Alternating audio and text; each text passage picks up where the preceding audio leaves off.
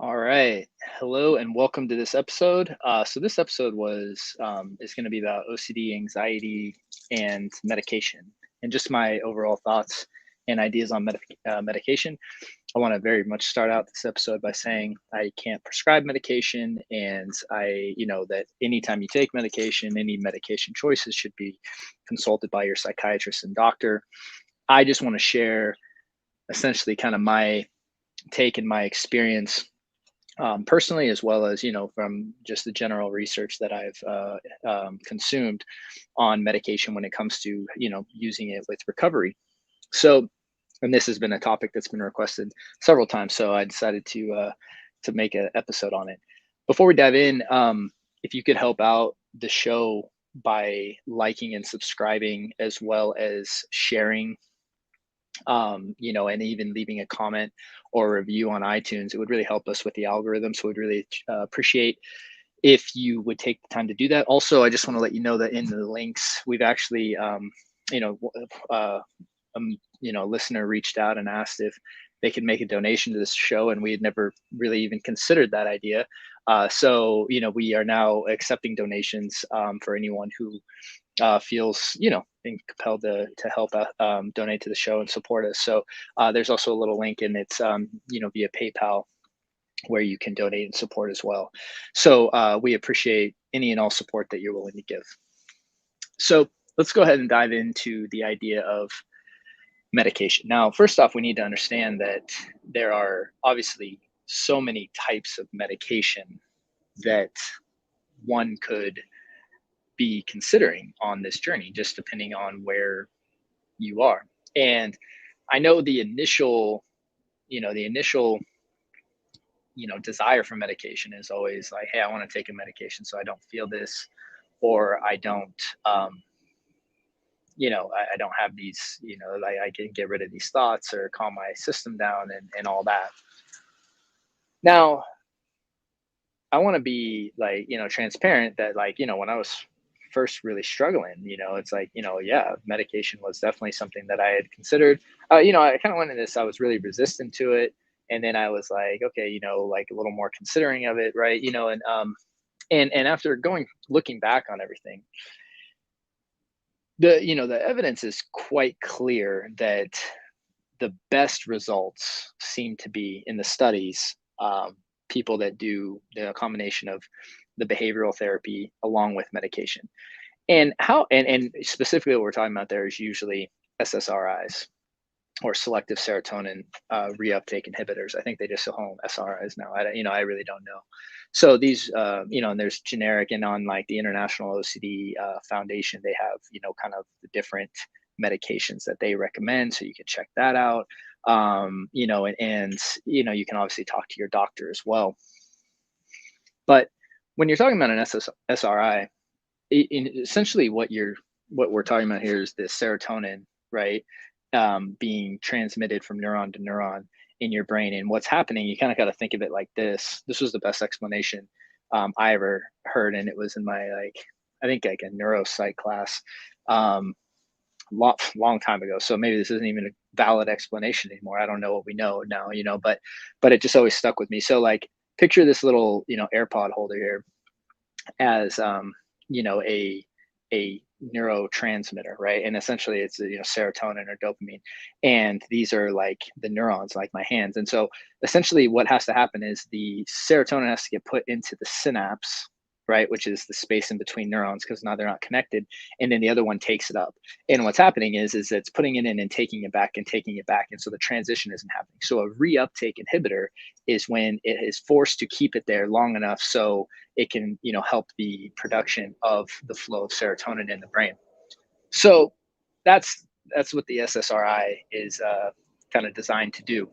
Not that it really matters, but I just wanted to kind of help you understand that in a second, because I just really liked. I can't even remember my teacher's name, but man, I just remember that visual so well when she was explaining it. Probably because I was really struggling at the time, so I was like really interested in what she was saying. Um, so the SSRIs and along with behavioral therapy, have been shown to be very effective, working in simultaneous, or, in conjunction. And how I would think of medication on this journey in any state is really this idea of, like, if we were, this is what I tell most of my clients, right? Because I don't prescribe medication. I leave medication as a choice up to anyone, whatever they want to do on this journey. And again, SSRIs, like, the thing is, you need to be transparent about it. It's like, you can have different reactions to different ones. There can be a trial and error process. They may, you may not, really have a positive reaction to it. So it's like, it's one of those things. Do I think people can get better without medication? Yes, I do. Right. Did I take medication on my journey? Yes, I did. And I took an SSRI, and my thought on medication personally was always like the minimal effective dose, right? So I resisted it for many years, and I started taking it, and then that was, so then I weaned down, and got off it. And then during like when my daughter was born, for instance, I made the conscious choice to, before she was born, just because I knew it was going to be a stressful time and probably wasn't going to be sleeping, I actually went back on one for a period of time, and in a kind of a proactive way. So um, that was kind of how I did, you know, um, medication with the SSRI. So I did take an SSRI for that. And how I always equate medication to people is, like, medication can reduce symptomology, but it really is, a limited reduction that you're going to get at best. It's not going to solve the problem. The behavioral therapy, that one engages in, and the behavior, and cutting out the behavioral responses, is really what's going to resolve the issue. Because it's about the retraining of the brain, and ultimately the neuroplasticity that takes place. And so when I talk about medication, someone asks, I always say it's like the same thing. It's like, look, there's this mountain we got to hike up, or this hill, right? And as we hike up the hill, medication can be a metaphorical walking stick, right? Like, it can help you get up the hill, but you can still walk up the hill without it, right? I've seen people not take medication and have great results. I've seen people that take it and do the behavioral therapy and also have great results. What I don't usually see is someone who says, hey, I'm just going to take meds and that's it, because they're still going to engage in compulsions. They're still going to have the feelings. They're still going to have thoughts that they, are.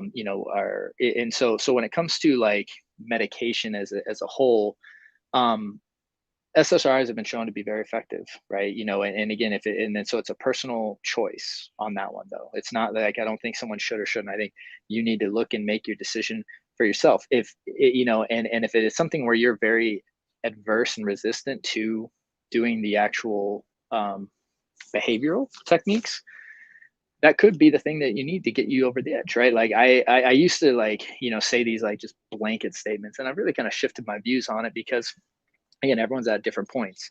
Now, also, if you're having, like, high levels of panic, and you're having trouble sleeping, like, different sleep aids can help, right? They can be really helpful, especially if your nervous system is extremely active. And so it could be something as simple as melatonin, but there also could be sleep aids that people are, given.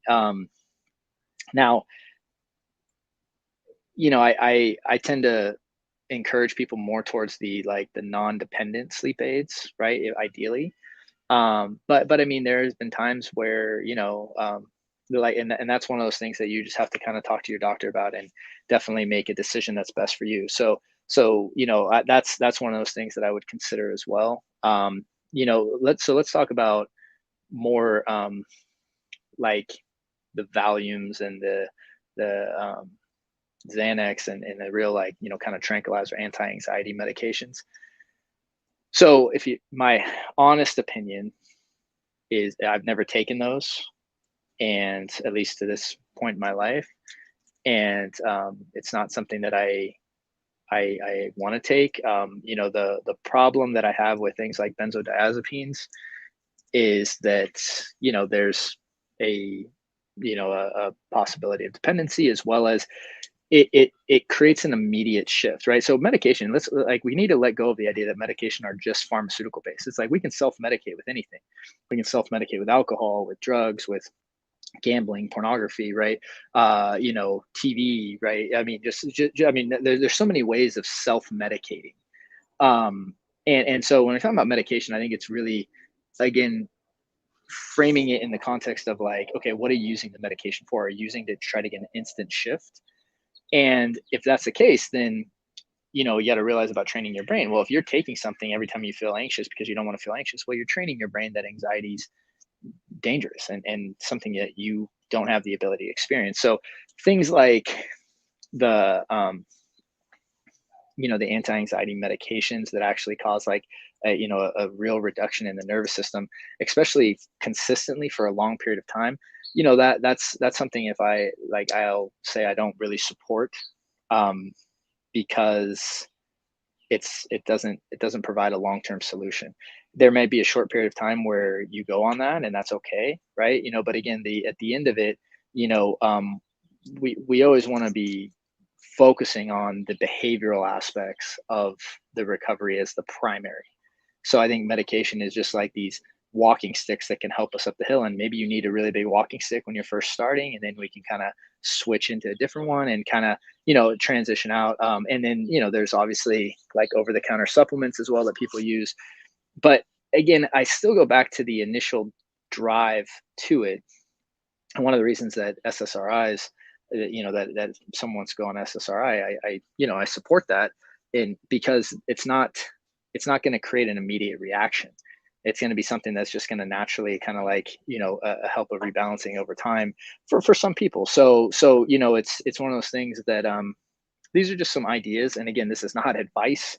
This is just me kind of talking about my experience, personally, as well as working with people of what I've seen. And again, if I'm gonna work with someone, um, I really allow it to be their choice, because it's a decision you have to make for yourself. And there's no right way to do this. It really is just going back to the end goal of why we're doing it in the first place. And if you're looking for that quick, I need to get rid of this, period. And the thing is, there are medications that do that, but that trains us on a conditioning level that, again, anxiety is bad, so we keep wanting that. And also, it doesn't help us really engage in the behavioral tools when anxiety surfaces to actually help us learn how to feel our feelings and go through that process. So there's just some just ideas on medication. And again, it's not something that I prescribe. So it's something that if you want to check out on your journey, please talk to your doctor, talk to your psychiatrist, and make the best decision for you. And that's the thing I would say, is always make what you believe to be in aligned with the best decision for you. And that's the best thing you can do. So please don't think that because I took SSRIs that means you should, or vice versa. It doesn't. This is just what I did, right? And you know, it's a thing where I think meds can be used in a great way to support someone's recovery. I really believe that. It's just a matter of really making sure you're getting in and talking with a doctor or a psychiatrist that also shares what you want long term. So being willing to share that, and if a psychiatrist doesn't align with you, and you're not in alignment with what they're saying, then go see a different one. Like, and same with the therapist. It's like, if you're not in alignment with what's being said, or what you're, and they're not supporting, kind of, you aren't seeing eye to eye and stuff. Please don't take that someone's opinion and just as the end all be all. It's like, really do your own research, do your own due diligence, and make the best decision for yourself. So that's what I would say about medication.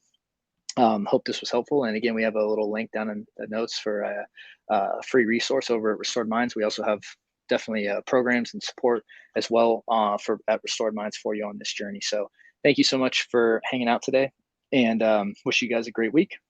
And I look forward to seeing you on the next episode. Take care.